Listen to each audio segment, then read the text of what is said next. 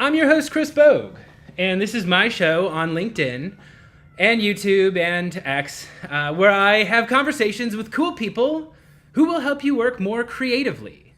Today, my guest is Chris Walker. Chris, welcome to the show. Chris, what's up, man? I got to say, that's the best. I've done more than 500 podcasts, and that is the best theme song that I've ever heard.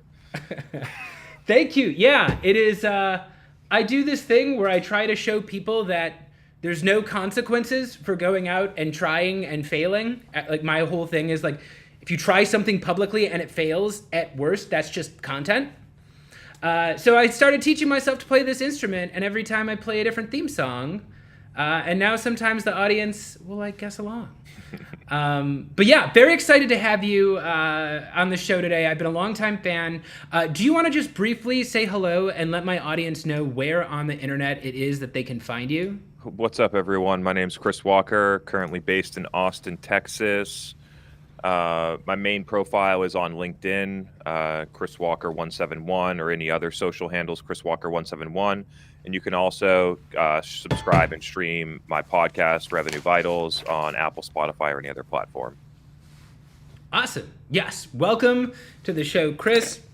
If anybody doesn't know me, my name is Chris Bogue. So I am a content creator. I'm also a coach and entrepreneur and a sketch comedian. So I create new sketch comedy on LinkedIn all the time. I'm also out there on all the video sites, YouTube and TikTok. I'm Chris Sells His Soul. And the easiest way to follow me is just go find me on LinkedIn, type in Chris Bogue, and click the bell. Subscribe to my updates. I post new comedy all the time, new conversations about creative marketing, creative sales, and then I also do a show every other Friday called Death by PowerPoint, which has been tremendous. We're on episode 3, and already the turnout has been huge. So thank you very much to everybody at home. I'm going to start talking to Chris about B2B marketing in just a moment, but before we do, please give a thank you to today's sponsors. So today is brought to you by Apollo.io, TLDV, and Flying Cat. So we are going to see some great original content from them later on the show. But yeah, wonderful products and services. Very grateful that they sponsor the show. Apollo.io has everything you need. It is data. It is a sales CRM. It is sales automation. TLDV is the AI note taker for meetings, and Flying Cat is your agency for organic content and SEO. So we'll be hearing about them from later. But first, we want to hear from you, the audience. So if you are watching this live, wherever you are watching, jump into the show. Okay, we are going to be asking Chris some questions throughout here. So go ahead, just jump in. If you want to ask questions about demand gen or his newest project, Paceto, which I'm going to be asking about, jump in, ask your questions in the comments, and without further ado, let's get started. So, Chris, you're here. You have been doing content for longer than I have. You were one of the first prolific voices on LinkedIn that I discovered talking about content and demand generation. So do you want to just take my audience through, how did you start? What was your vision early on when you started Refine Labs? What was it about content that you noticed that you think other people were missing? Yeah, I think it's important to note that while I started my first company as an entrepreneur in 2019, I've been making content on the internet to sell stuff since 2012. First, making content for Facebook organic and Facebook ads to sell electronics and Bluetooth speakers that I was private labeling out of China and selling on Amazon and Shopify in 2012 when I was 23 years old. Was able to make hundreds of thousands of dollars in additional income as a side hustle by doing that. In 2015, I started making organic content on Instagram, Instagram Organic, built up a followership there, not for my personal brand, but for the company, another company that I started, which was another side hustle.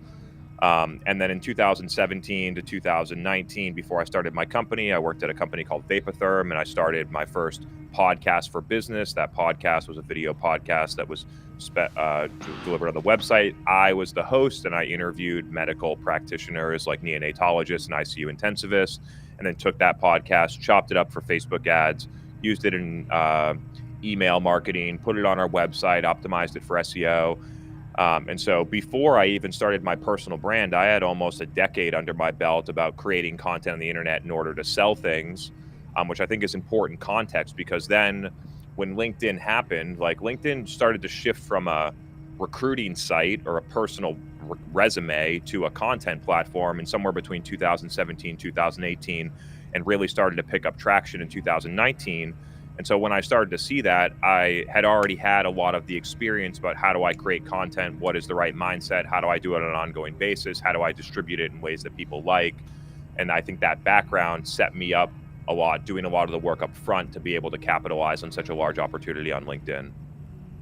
Yeah, so I guess what I want to start with is like, what has changed?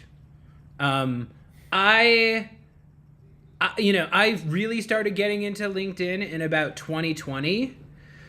There was a lot fewer guys doing funny stuff on LinkedIn at the time, and I just kind of jumped right in. My job forced me into video without realizing it. Like I had a sales job at the time. I was selling to universities, and we suddenly lost all the ability to contact our professors. They were no longer in their office. We couldn't call their office phone. All our campus visits were canceled. All our educational conferences were canceled. There was no way to reach people. So I just got on video and started doing stuff. And it worked. It was dirty and sloppy. I had no idea what the hell I was doing, but just getting out there on video, I was able to start conversations that I was never able to start before. And I started doing stuff on LinkedIn. I've got a background as a sketch comedian. I've written a lot of sketch comedy in Chicago at Second City and various theaters. So I started doing that on LinkedIn, and I immediately started picking up speed. And the conventional wisdom that I saw at the time was just like, post every day. Like, if you go and post on LinkedIn every day, you will grow a following, you will get clients, you will get all these wonderful things. That was the guru wisdom at the time. I don't see gurus saying that anymore. I've seen like that genre of advice, like just show up every day doing whatever, doesn't seem to work anymore. So what changed? Did something change? Has anything changed about what you're doing? Like, what have you noticed, especially over this past year, changed about LinkedIn? Yeah, so it's important to note that there's a common maturity curve inside of social networks that you see a pattern within Facebook, you see it in Instagram, you see it in YouTube, you see it now on LinkedIn, which is that in the beginning of a platform, there's a lot of people that consume content, and there's not a lot of people that create content for the platform that creates this sort of this reach opportunity where very few people are posting, and therefore a lot of people are going to see it. And then over time, basically the growth of people posting and the amount of posts that go into the platform and the amount of ads that are being bought on the platform outpace the amount of the amount of consumer growth, the amount of people that are looking at posts, and you start to reach this point of stability. That's happened over time on LinkedIn to a level now where it's for sure that there's more ads and more content being posted, the amount of people consuming and the growth of that. And therefore there's less reach. I remember in 2019, almost any single text post that I wrote would get at least 500,000 views, oftentimes more than 1 million. My highest post was probably 3 or 4 million on LinkedIn. And present day, I'd be lucky to have a great post go for somewhere between 50 and 100,000 views. So you see that compression in terms of overall organic reach, driven by the amount of people that post, the amount of ads that are being bought. Additionally, LinkedIn is a business. Their objective is to make money. And so part of their objective is to figure out, how do I get more people to buy ads? How do I decrease the reach? Like Instagram did the same thing. How do I decrease the reach of organic posts, which then forces people to buy more ads, which LinkedIn's doing with thought leadership ads and things like that. And so the main dynamic that's changed is that the amount of organic reach and the virality of posts has gone dramatically down over the past 5 years. I've been pushing and hoping that LinkedIn would prioritize video more, just like every other platform on the internet has. Instagram has moved toward Reels. TikTok obviously is video native. YouTube is now prioritizing YouTube Shorts. All the other platforms on the internet have moved to short form vertical video as the primary medium. LinkedIn has not made that adjustment, which I think is a mistake on their part. There's some rumors that they're going to be doing it, but I don't have a lot of confidence that they'll be able to. They haven't shown me as a platform. LinkedIn has not shown me that they're able to launch new features and drive adoption of those features. I think primarily because they're more of a B2B sales company that sells recruiting and data rather than recruiting software and data rather than a primary revenue model as a social network. But we'll see. My hope is that they continue to move more further toward video. But right now, you see tons of dynamics happening where most of the comments that happen on a LinkedIn post are comments that come from AI, people that just have an AI bot that goes through and puts AI generated comments inside of posts. A lot of people figuring out how to game that system, which is sad for both the consumers of platforms and the prolific content creators. So hopefully LinkedIn can make some adjustments relative to those couple things.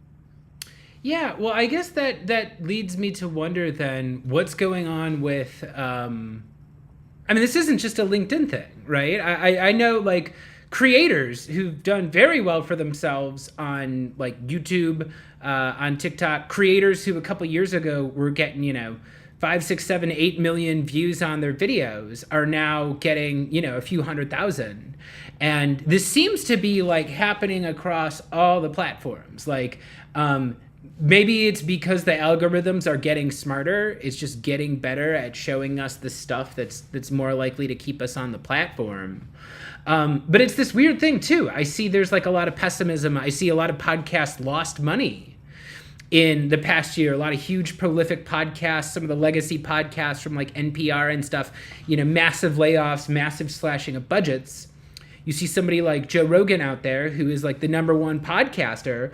Well, he only reaches like 1% of the audience, So for me, I see there is like this huge opportunity in smaller audiences and like, I don't know. I guess, what do you see happening with the smaller reach and organic? Like, how is that affecting the clients you work with? How does that affect your own strategy? And is this like a really disruptive thing, or is this something you've kind of learned how to adjust for? It's just supply and demand.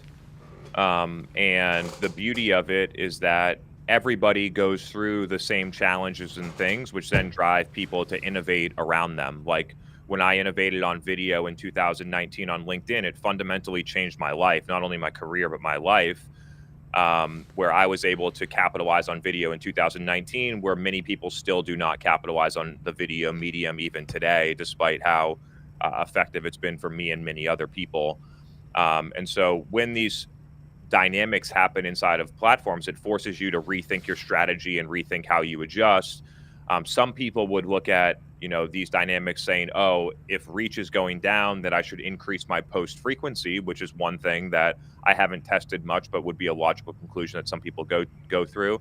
Another one might be that I'm going to try and spread out what I'm doing across platforms, which is something that I've been doing for a lot of years. So it's not only LinkedIn, but diversified across YouTube landscape, YouTube Shorts, TikTok, different type of content on Instagram, using email and my podcast. And so diversifying channels, I think, is a very smart move. Trying to figure out how to break through on a specific platform. So I think at some point, and this is a prediction that I've made for many years, and I wish LinkedIn would do it, but when LinkedIn makes the adjustment, because what's changed on the internet today is that the way that people consume content has fundamentally changed, which primarily was written content in the early 2010s on blogs or on X, which is then transitioned to vertical or to landscape video on YouTube and places like that, or Square Video. And now it's really moved to short form vertical video like TikTok and YouTube Shorts. And when LinkedIn makes that adjustment, hopefully that they do, I think that there'll be a new stream of breakouts, just like what happened on Instagram. When Instagram transitioned from a photo app to moving into Reels, the people that were able to adjust to Reels really quickly picked up a lot of traction and reach because Instagram knows how to run a social network. The same transition from photos to stories that happened on Instagram, the people that moved on stories quickly got a lot of reach. And so hopefully LinkedIn follows suit in how other social networks prioritize new features and basically adjust their algorithm to support the adoption of new features, which they haven't done up to this point.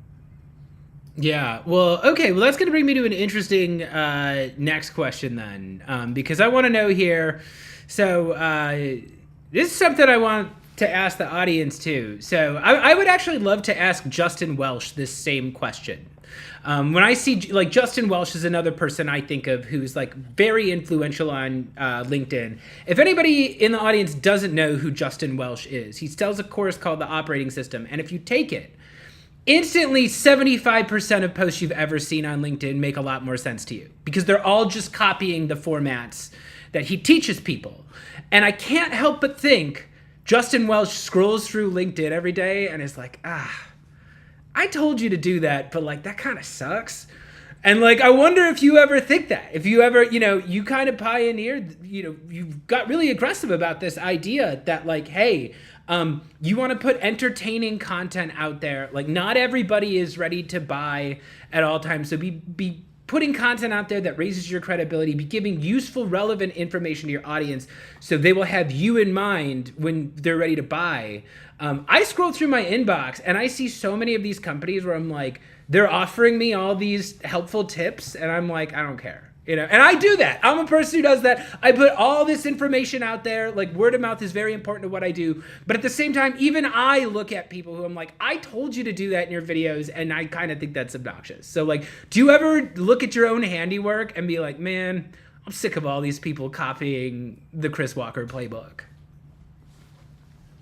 I actually don't. I don't think that many people copy my playbook. Adam Robinson has been one that's been able to do it very well recently, which I'm happy about. And he says, all I do is just copy what Chris Walker does. And I'm pumped for him because very few people can do it well.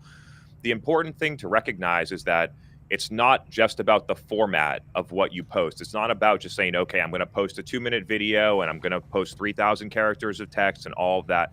Like, the format matters. Having a good hook matters. But what matters more is what you say. What matters more is, do you understand the audience well enough? Do you do the work well enough to be able to provide differentiated, ongoing, innovative ideas to people? And to me, that becomes the primary insight. And there's a lot of people that are able to post on LinkedIn and either regurgitate things that I say or somebody else says or whatever, which is fine. But over time, you need to be able to consistently innovate on what you're saying, what you're learning, how you're providing value to the audience in order to keep people engaged, which I think is something that I've been able to do really well because I consult with hundreds of CMOs and chief revenue officers and now CFOs and CEOs at big companies and small companies. And I have that detailed experience. I understand the data very well. I'm able to communicate ideas and problems at scale that other people don't see. And to me, that becomes the reason why you win in content long term, not just about the format of why you post or how clever your hook is. Yeah. Yeah, I would tend to agree. I will say though, like when you constantly consult with companies, and I work with a lot of different companies, and it's like that is how quickly I will discover that I'm wrong about things. And that's when I know I'm actually influencing people, is when I see someone repeating something wrong that I said. And I'm like, ooh, I actually 6 months ahead of time. I'm a little older and smarter now. I wouldn't say that anymore, but it's interesting that it's stuck with that guy. So we've got to. I mean, what I love is that people say the same things that I said 2 or 3 years ago, where now my perspective has evolved, where I don't really think that what I said before was wrong. I think it was right at the time or a best practice at the time. But over time, through the work and the experience, my perspective has evolved on a lot of things, for instance, multi-touch attribution or many other details, and being able to know that, hey, I've been able to evolve, but people are still using the same ideas from a couple of years ago, just continues to show how a real content creator, a real thought leader, which I don't really consider myself a thought leader. I consider myself an expert that does the work, that's able to share what I learn. Just that shows the progression in your career. If you are saying the same things that you were saying 5 years ago and not being able to innovate and evolve on the ideas, I think that stagnation is a signal that that you're not moving forward. Yeah, I notice all the time. It seems like faster and faster these days. I'm like, oh, I need to update. I can't share this old video anymore because it's just not true anymore. And it's like, that's just because we live in a fast world. Speaking of living in a fast world, Chris, we've got a lot of fantastic audience questions coming in, but first, I think we need to do Gimme Gimme. You ready to do some Gimme Gimme? Yeah. Okay, cool. So everybody, we would like to take a moment here to remind everyone what the true nature of LinkedIn is, right? I'm not out here telling jokes to have fun. Okay, I'm not doing this to have a good time. You don't see Chris Walker going out here doing his addresses to all of you because it's fun, right? We do it because it makes money, right? And there's a pernicious lie going around on LinkedIn saying that LinkedIn is designed for friendship, and it's just designed to make friends and have a good time and selflessly ask for nothing in return. And we know that's not true here at my show. So every once in a while, I like to pop into character, and my guest and I like to ask the audience for exactly what it is that we want from them. So Chris, you ready to do Gimme Gimme? Let's go. All right, let's do it. Hello! Welcome to another episode of Gimme Gimme. I'm Boss Bogue. This is the part of the show where I sell you my shit. So, Chris Walker, you're here today. My audience is here. What do you want to ask them for? What's up, everyone? Yesterday, my company, Refine Labs, just made an incredible announcement about Demand GPT. We launched a AI-based niche LLM that's trained on all the learnings and experience that we've had at my company, Refine Labs, with more than 450 hours of collective work. More than 100 different experts have produced information for there. There's forecasting models. There's step-by-step implementation guides. There's advertising playbooks, anything around demand gen marketing that you want to know. And all you have to do is just go in and type in a question. What are the best metrics to run for my LinkedIn ads? Enter, and you're going to get the answer. You're going to get the source content. What are the best KPIs to present to my executive team? Enter. You're going to get all that information and all the source content. And so right now we're doing a promotion. If you use the coupon code CHRIS15 through May 15th, you'll be able to get 15% off the lifetime of your subscription. And the way that you go there is refinelabs.com/vault.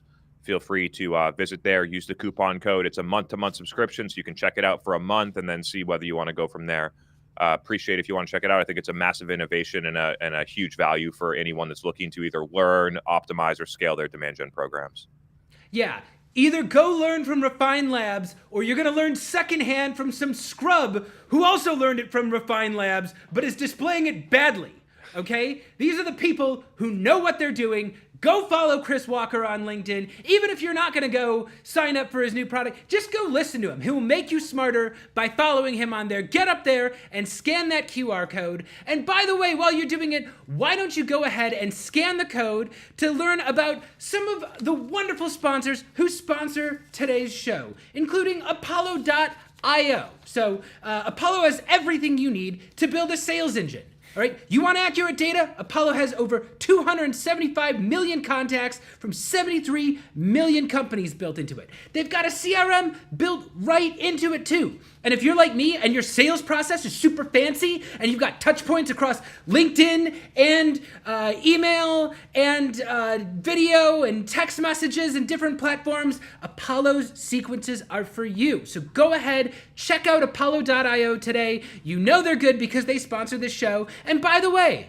so does Flying Cat. So Flying Cat has been a proud sponsor of this show. They are the premier agency for organic content and SEO, all right?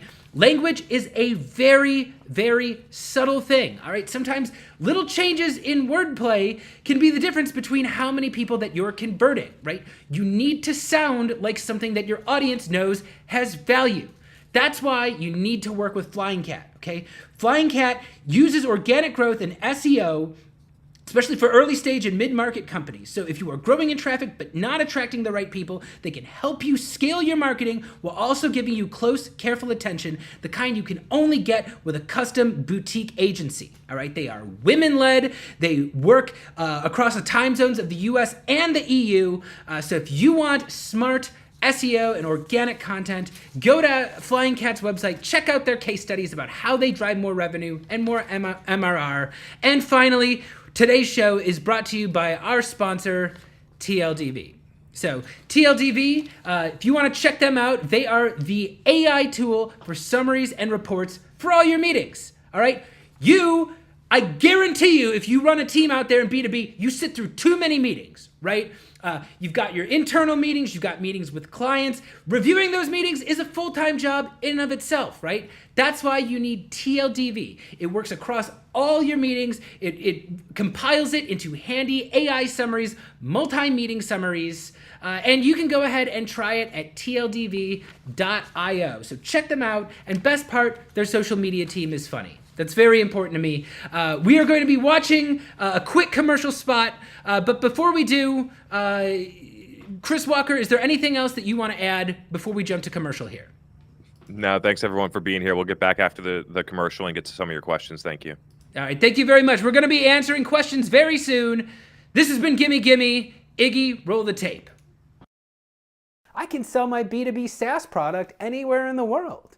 Maybe I should start selling in Europe. Not so fast, Jimmy. Have you ever run a European marketing campaign before? No? Gosh, I guess not. Can you write fluently in multiple languages? No, just the one. Do you know anything about regulations in Europe? Well, maybe I could just have my team bullshit their way through it. Sound familiar? Hello, my name is Dr. Funkenstein. You know, when I need medical advice, I ask a doctor, but when I need SEO advice, I ask Flying Cat Marketing. Flying Cat is the world leader in customized local SEO and marketing campaigns. They have a team of native language marketing experts spanning across 15 different countries to build fully local campaigns to create and capture demand and increase organic search conversions for your business. Wow, Dr. Funkenstein. I reached out to Flying Cat just like you said, and they were super easy to work with. How can I ever repay you? Don't worry, Jimmy. I'll be reaching out to you for a personal favor very soon. What? Don't ask your doctor if SEO is right for your business. Get started with your free consultation at flyingcatmarketing.com. Okay, so we are back. I am here talking to Chris Walker today about what happened in demand gen recently. And we've got to get in there and answer some of these questions. So the first one, Jake, I got to throw this up here from Jake. He wants to know, Chris, what do you think about cold outreach? That in what smart companies have been doing for a long time and what all companies will be doing soon is not be doing what is considered cold outreach, but using signals, whether that's third party or first party intent, that then drives some type of outreach across channels. I think additionally, a lot of the outreach that happens by humans today will be automated through AI. Either it's already happening now and will continue to happen in the future because of how robotic it is and how costly it is to be able to do that. So I think there's a couple of trends happening. One, we need to be able to understand why we're reaching out to someone, not just pull a cold list out of Zoom Info or another contact database and send someone an email, but actually make sure that those accounts are the right fit and they're sending us the right signals that demonstrate some level of intent that they're ready for our outreach, and then decide whether we use human capital or some form of AI in order to actually deliver the outreach. And then lastly, what channels and what messages should we be sending and what cadence. And so I think there's a lot of changes that are going to be happening in cold outreach because the predictable revenue model of having an SDR cold call and email people like we've been doing since the late 2010s is just so inefficient and so ineffective relative to the cost. And now that the economy has a lot of pressure on it and companies, specifically tech and SaaS company valuations are way down, there just needs to be fundamental changes in how we run cold outreach and how efficient we try to run our go-to-market. Okay, well, let's talk a little bit more about this idea of buying signals, because I started on this road just like for the reasons that you outlined there, right? So I was doing sales. I realized that I was being asked to spend an exorbitant amount of time and energy on people that had no interest in what I was saying, And like as a coach, I coach people on like kind of this hybrid form of sales and marketing where it's like you're creating marketing content and then, you're trying to look for signals. And once you perceive that, you can send a message and it can be very short. It can be very personalized and targeted. And it's basically to see whether or not, there can begin a sales relationship. But even sometimes I don't exactly know, like I see a lot of companies advertising intent data, as they call it. And it's a tricky thing, on the one hand, it's like I always kind of err on the side of caution because I don't believe in spamming people with cold email. I think that kills your domain. I think there's a reason why the people who are doing cold email tend to need like hundreds of essentially burner domains so they can be, going after people all the time. But that said, I mean, like anything, you need sales. You need sales in tech. The more people I ask, the more money I end up making.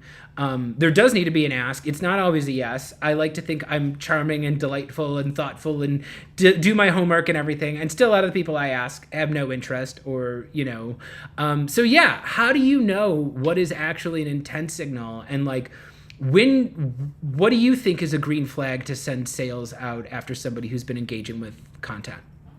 I mean, there's a reason that most people like yourself and many others are skeptical about intent data is that B2B companies don't have the infrastructure to measure the effectiveness of it. So they just have salespeople going rogue, looking for data, doing outreach. None of it's tracked against meetings or pipeline or revenue. And so while it seems like it might be a good idea, what's really missing is that companies do not track the data to know whether it actually is effective or not. And so while I could like come up with some ideas about what we see commonly at companies, I think that every company needs to recognize that we need to track this for ourselves, and the signals that happen for our customers in our specific segments and verticals might be very different than the signals that are effective for other companies. The obvious, most clear and obvious signal is a hand raiser, somebody that submits a demo request or a pricing request or books a call with your sales team through Qualified or Drift or something like that. Those signals are obviously a much higher disposition and have much higher conversion rates and sales velocity than pulling out some like closed loss list of the accounts that you lost last year or some random Zoom info contact pull. And so those are sort of the differences there. But for every single company, the data will be different. And the realization for most companies is they do not track it right now, and they need to. Yeah. Well, you were the one who brought up white papers. So let's talk about them for a little bit because, for people at home who aren't like super up on the marketing lingo, what we talk about when we say white papers is like some sort of document, some sort of asset, as they call it. And the goal is you get people to download a white paper, which is a paper of research on some industry trend.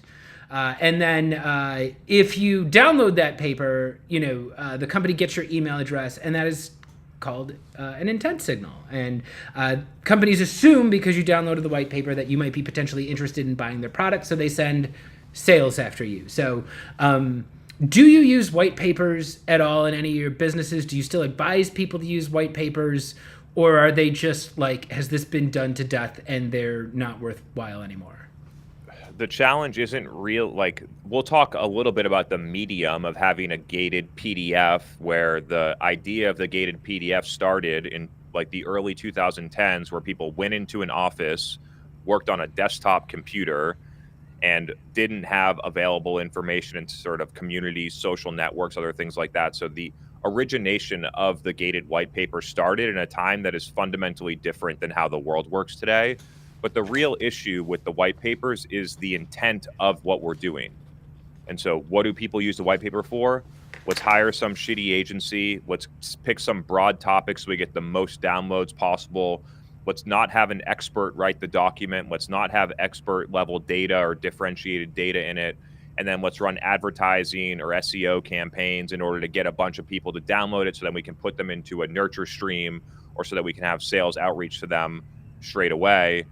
And the black and white data is that most people that download a white paper never actually even open it.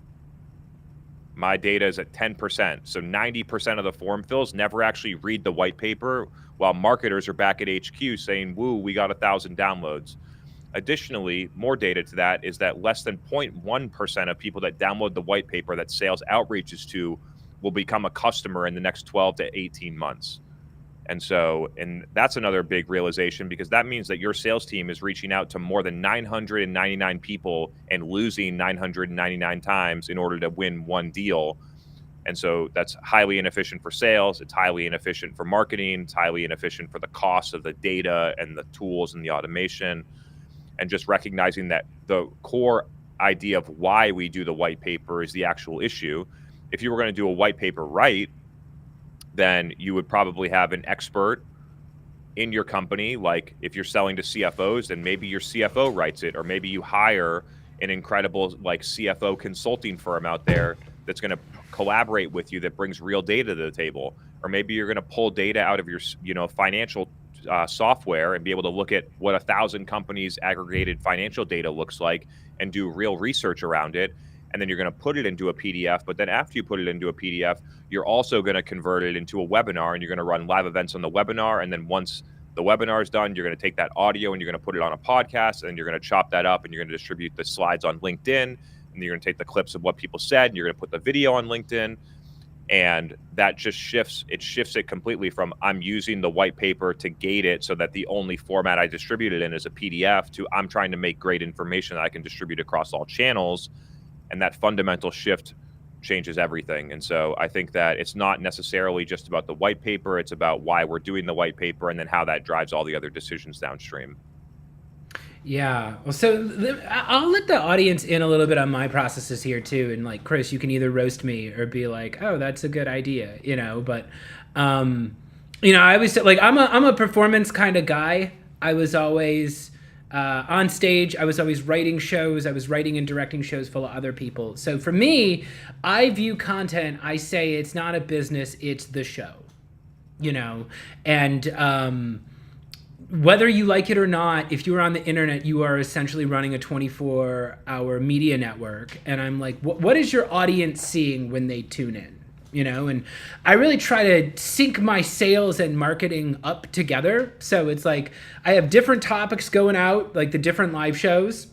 When I get like a push of activity, I have like sales activities. A lot of these are more informal conversations. I'm getting them involved. I'm asking them questions about the subject matter, especially on LinkedIn. I think it's very important to like have relationships with people where you're not always just asking them to sign up for your stuff. And then, yeah, it's like, I guess I divide my audience into mini audiences. I've got like the salespeople who like my sales content. I've got the marketers who like the creative video content. And I kind of just have this system where I kind of just refresh the audience every week. I kind of alternate between sales and marketing. And I mostly pay attention to like who is on the platform right now. When I am looking for like who's going to come to my events, I really try to target like who is engaged with this topic right now, who is having conversations about this topic, who is clicking the like button on other similar content. And my whole thing is like figure out who are the people that are on the platform right now. Always be in conversation with them, and you can grow from out there, and you can. I don't know. I've got this very audience-centered strategy, and even like for the rest of the week, all the people who expressed interest in this show, I know they're interested in demand generation. I know they're interested in marketing. I might be asking them questions. I might be, inviting them to another event. I kind of it's like each event builds on the previous week, and then it comes with all this wonderful content. It comes with a transcript, it comes with video, it comes with audio. I turn that into short form posts, I turn that into recap posts, I turn that into polls and written posts. Is this just like what everybody has to do now? Do you see this method kind of changing? Do you start seeing there's a lot of business podcasts out there now, so I don't know if you think it's being done too much or not enough, or where do we sit on that?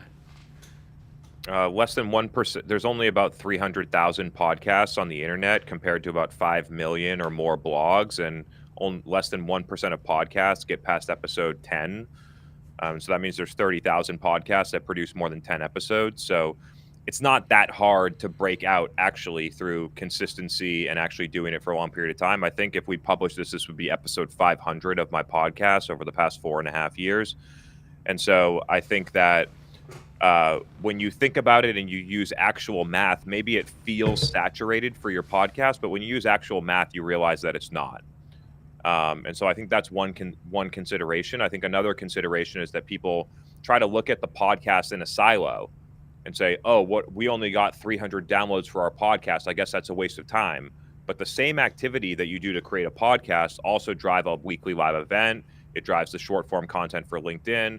It drives SEO content for your website. It drives a long form video for YouTube. It drives short form video for TikTok. It drives short form video for YouTube Shorts. And then all of a sudden, instead of just looking at say, what did my podcast do for me? You say, what did my video content creation strategy do for me? Which then opens up the aperture and you say, wow, actually we're getting a lot done for this. And it doesn't cost a lot of money. I spend 4 to 6 hours a week on producing and distributing content still to this day, and get a ridiculous ROI. I think last year it was $12 million in revenue on a 4 to 6 hour a week investment that I've been doing over the past 4 years. And to recognize that it comes with you along the way, that you do the same amount of work and you get increased or exponential impact out over time, I think is another core realization. And then to just understand that most people do not have the fortitude, consistency, confidence to even continue doing it past 10 episodes. So if you're able to do that and build it up, then you can really break through. Yeah, I like that, and like I'm gonna just jump in and agree with you on one point here. When people tell me things take too much time, again, going back to what my time was worth as a seller, and sales, like you make good money there, but this idea of like always having to sit there and like call people that literally aren't even there, calling wrong numbers, sending emails to like fake email addresses and stuff. I'm like, do you know how much time I spent calling literally nobody? Like calling the same phone number, finally getting through 3 months later and being like, this isn't even the right, that person doesn't even exist. So I'm like, yeah, okay, you want to put some short form video out there. It's not going to be instant. You have to spend a few hours on it every week. But to me, especially as somebody who like went my own way because I couldn't stand working for a B2B company anymore, I'm like, it's much more fulfilling to be talking with intelligent people, creating, intelligent content, trying to find like interesting ways to showcase a problem. Like, yes, that takes me a few hours every week. That's infinitely more satisfying than like calling wrong numbers and getting yelled at for, my stupid automated sales communication with my name on it that I didn't even write. Oftentimes they were just blasting out these garbage messages with my signature on it, and it really kills your spirit. For sure.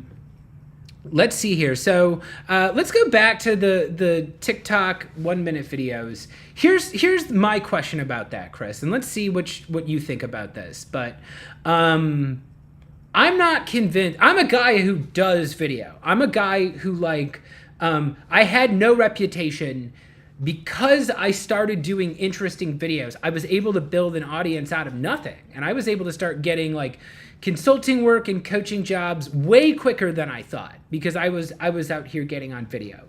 That said, I think the difference between a website like LinkedIn versus a website like YouTube is like if I go to YouTube, I am planning on watching videos. I'm planning to spend my time watching interesting things, and I don't think people come to LinkedIn with that plan. I think they come in looking for something. Maybe they're coming in to do sales. Maybe they're coming in to look for a job or post a job opening. But my whole video strategy kind of relies on like, you got to surprise them. You got to be very intentional about how you start that video. There's even the stupid instrument that I started playing in the beginning of the show. I do that because it looks weird. It looks out of place. It gets people to stop because they're like, what is this happening here? And you kind of got to be clever about how you get their attention. So I see LinkedIn bringing out 1 minute videos. I'm like, bring it on. This sounds great for me. But part of me wonders, like, is that what this audience wants? And I see even a lot of content creators. I love the Golden Hour right now, which is like a big B2B marketing event that's happening. Everybody wants to be like the Netflix of B2B content. And I'm like, I think even when the content is brilliant, the audience might not even necessarily want it. So how do we square that? Was Instagram ready for stories in 2016 or whenever they launched it when it was a photo app? No, most people didn't adopt stories straight away. Now it's a dominating force. Was the internet ready when TikTok launched vertical short form video? No, nobody else was doing it. Instagram didn't do it. YouTube didn't do it. Now it's the dominating format on the internet.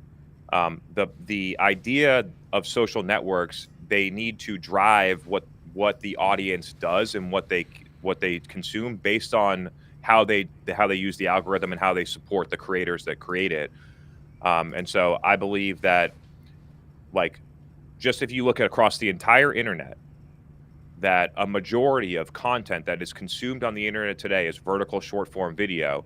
And I think that LinkedIn would be doing its user base and its company an entire disservice to not at least have that available on the platform and consider optimizing the algorithm against that.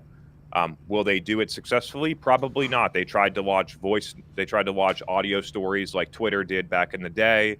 They tried to launch stories. Every single new feature that LinkedIn has tried to push and launch have totally failed up to this point. Their track record is not great. You see X that's now moving into video and vertical short form video and live and audio. And so Twitter is evolved. X and Twitter have evolved quite a bit as a social network. And you see LinkedIn stagnating over the past 5 years, which I think is sad. And so, what I want LinkedIn to do doesn't matter. LinkedIn's going to do what they want. I think that they're really missing an opportunity. I think that over time, the creators on LinkedIn, like myself and others that are in video, will start to dominate in other places like TikTok and YouTube. And I think that LinkedIn will be missing an opportunity if they don't at least try for that. No social network is quote unquote ready for a new feature. The platform needs to push the feature. Yeah, I guess, why do you think they're so bad at it? Why do you think that's like these new Because features they're not a haven't... social network. They're a B2B sales company that sells recruiting software and sales data, pretending to be a social network. But they're not. There's a huge difference between LinkedIn and Meta and LinkedIn and TikTok. That there's a huge difference. LinkedIn has a massive B2B sales team. TikTok doesn't. And so I think that is the primary difference, is that LinkedIn needs to balance selling their recruiting software and their sales data with how their social network and their advertising revenue works, that no other social network needs to balance. It's just not native in their DNA, is my point of view. Got it.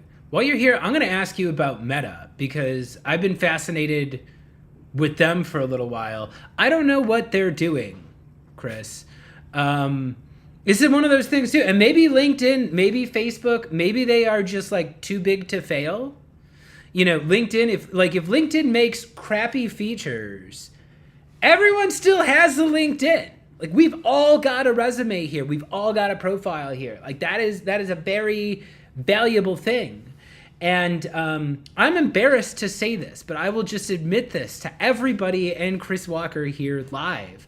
I have been screaming at Facebook in vain for like the past 6 or 7 months because I can't get access to my page anymore.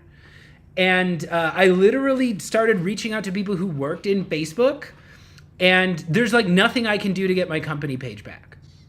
And I've talked to people at Facebook or people who've left Facebook, and they said that like business on Facebook is the last thing Meta cares about. Like, there are just thousands and thousands and thousands of businesses who like want to improve their presence on Facebook. They want to improve, like, drive people to their page, post more content on there. They've literally lost access to their Facebook page due to random errors on Facebook's part. And Facebook doesn't care because they're still building the metaverse. They're like trimming virtual tennis courts that nobody plays tennis in. And like, that is their priority now. And like, does it surprise you that Facebook is so bad? Or am I judging them too harshly and Facebook is not a bad platform for creators anymore? Yeah, I mean, let's not forget that Meta, the holdings company, also owns Instagram, one of the most dominating social networks. They own WhatsApp, like probably the largest text-based communication medium in the world. And when there's, I don't personally consume content on Facebook, but let's look at the real stuff. Facebook Reels absolutely destroy right now. You have massive organic reach, but probably better than either TikTok or YouTube Shorts for the people that are doing it. If you sell to people that are 50, 60, 70 years old, which many companies do, that you can run organic content in Reels or on the feed or through advertisements on Facebook, which can also get distributed through Instagram and get massive impact at a fifth of the cost of what a LinkedIn ad would be. And so I think a lot of people like to shit on Facebook for their vision, but their core, like, look at Google. Like, everything that Google tries fails. Google Plus, Google Phone, the million other things that they're doing. Even Google Cloud is like a very small fraction of the revenue of what the Google search engine is, which is the core product. And even that kind of sucks now. Google search is not as good as it used to be. Yeah, and so like it's easy to look at all these companies and say, look at all these things that they're doing that are failing, but the core business model is a massive cash cow, and a majority of the other things that they try don't work, but they're very small investments relative to the entire P&L. Yeah, I guess, that's the thing I kind of am interested in, like, is your thinking evolved on this at all? Because, like, something I tell my audience is like, hey, especially if you're in B2B, small audiences are a gift, and in those early days, I had like no following, but I was still winning. Like, for me, it was bigger consulting deal. Like, I had never just asked for a 5-figure consulting deal for myself. I had never been like, pay me tens of thousands of dollars, and I just went on LinkedIn and started asking for that, and it just worked. And I didn't even have 1,000 followers yet. I was just out there talking about problems that I knew I could help people fix. So on the one hand, I'm like, hey, don't get discouraged by your engagement numbers, or because you didn't get all your posts didn't go mega viral or something. Like I often get clients from those low performing posts. The ones that are like really honed in on a problem are often not the ones that everybody clicks the like button on. And like, again, I look at Facebook and Meta, and I'm like, I see value there at the very least, because people still belong to groups. I know groups are still a place where like a lot of organic activity happens. But again, I like literally cannot even log into my account anymore. And at some point I'm like, I just have to give up because I can't send any more messages. I can't reach out to any more people. This is just not a platform that's... And I know that like B2B professionals say, oh, we sell B2B. Like our audience isn't on Facebook and Instagram, which is totally subjective and largely untrue. And to recognize that the Facebook pixel is installed on every single website on the entire internet, and their ad product is the most powerful ad product ever. And the intent data, the proprietary intent data they get from those pixels is wildly more effective than any intent data that you're going to buy from Bamboo or any type of B2B data provider. And to recognize those details, I think are hugely important, because I think most people sleep on the Facebook and Instagram and overall Meta advertising product, where it is, in my opinion, the most powerful ad product for both B2B and B2C today. That's interesting stuff. I like just wrote that down because that kind of blew my mind. We're almost out of time here, but let me ask one more question that I didn't even have written down. It just popped into my head as you were saying that. What about Reddit? What is your relationship with Reddit? And I see Reddit as a place, for me, Reddit has replaced Google search in terms of like, let's say I'm adopting a new SaaS product, we use Apollo here for an example, I would be more likely to search for Apollo on Reddit, and that, you can find threads of people talking about Apollo versus Apollo's competitors. And I have learned that for me, Reddit is where I can go to get more accurate information than, I had alluded to earlier, where Google search, which used to be like creme de la creme, like the pinnacle of excellence on the internet, I'm not able to find the things I'm looking for on Google nearly as easy as I used to, because of sponsored ads and just the way the algorithm works. And like, even on YouTube, like, if you scroll for too long, your search feed will just turn into a video to watch because they don't want you to leave. So do you use Reddit at all? How does Reddit play into your content strategies, or does it at all? It's because people over time inherently understand and change the sources of information that they find to be the most trustworthy and the least trustworthy, generally determined by how gamed it becomes through marketing. So the easiest example is looking at what happened with Yelp over the past 10 years, where Yelp was the most trustworthy source to figure out what restaurants should I go to and where should I go, and what even hotels and things like that. And then what happened over time? There were Yelp agencies where you could just game and leave 1,000 fake reviews on your restaurant, 5-star reviews, and pump that up. And over time, people trust Yelp a lot less. The same thing with a B2B review site like G2, even Amazon reviews their agencies that game those reviews. Google search, you hire an agency that knows how to game the SEO algorithm and not provide you with good information that you trust. Affiliates, you can go down the track over and over again, and all roads lead to that people are going to trust other people that they believe are trustworthy and unbiased more than other things that are put out by companies or things like that. So partially channels, partially who produces the information. And so when it comes to Reddit, I don't personally use Reddit all that much. My company at Refine Labs uses it for advertising, and we find it to be a highly cost-effective way to advertise on certain threads and target against things like that. I think there's a great organic opportunity to be able to jump into conversations relative to your product, your space or category, be able to produce information, your thoughts around those categories, or even start those threads and put them together. So I do believe that there's an opportunity there. I do believe that a majority of social networks, including Reddit, are poorly tracked or not tracked well by B2B measurement systems and therefore not prioritized. And so while it's a large opportunity, I think that most people don't see it because of the way that they measure their analytics. But yeah, overall, I think that it's clear Reddit's an opportunity, both paid and organic. The question is, how do you prioritize that in your overall marketing mix? Yeah. Well, maybe some enterprising entrepreneur out there will be inspired by this interview, and they're like, I'm going to go make some sort of tool that makes tracking on Reddit not be garbage for B2B companies. I'm not going to hold my breath, though. So you know what? I think it actually kind of comes full circle here in our conversation where, like, at the end of the day, it's what you say. And again, I think that's why all these years later, all the things you've learned, all the companies you've started, all the companies that you've consulted for, you still just pull out the camera and talk straight to the camera. And that is still the way you make sure that you have control over your message. And I think, like, no matter how fancy we get, there is something, I call it soliloquy. I call it the idea of, like, breaking the fourth wall almost and talking directly to the audience. And, like, that is a device people have been using, you know, since Shakespeare, probably much longer than that, since, like, Greek theater or whatever.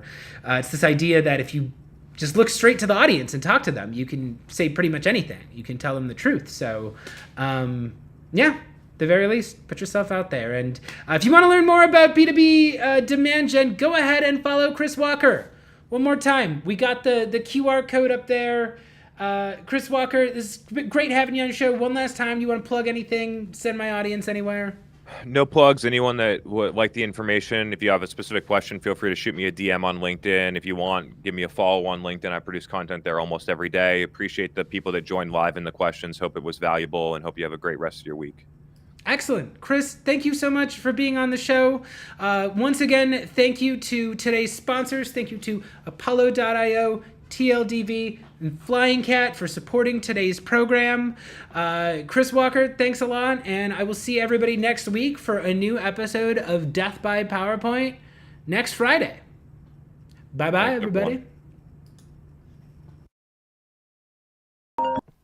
Hello? Is this Mr. Sherber? There is. What can I help you with? Hello. You were not expecting this call. Do you have 17 seconds to Hang learn on a about second. mercifully short... Is this a cold call? I don't know. You. Never call this number again. Oh no! Another unsuccessful cold call. You probably don't have time to fuck off. I got a quota to hit. Are you spending hours every week cold calling and cold emailing but not seeing results? There's gotta be a better way. Introducing the complete guide to selling on video. Whether you're new to sales or a President's Club member, this fast and fun course will teach you to efficiently create short, customized videos that get results. The complete guide to selling on video is not sold in stores. Visit chrisbogue.io and use promo code GIMMEGIMME to take $50 off while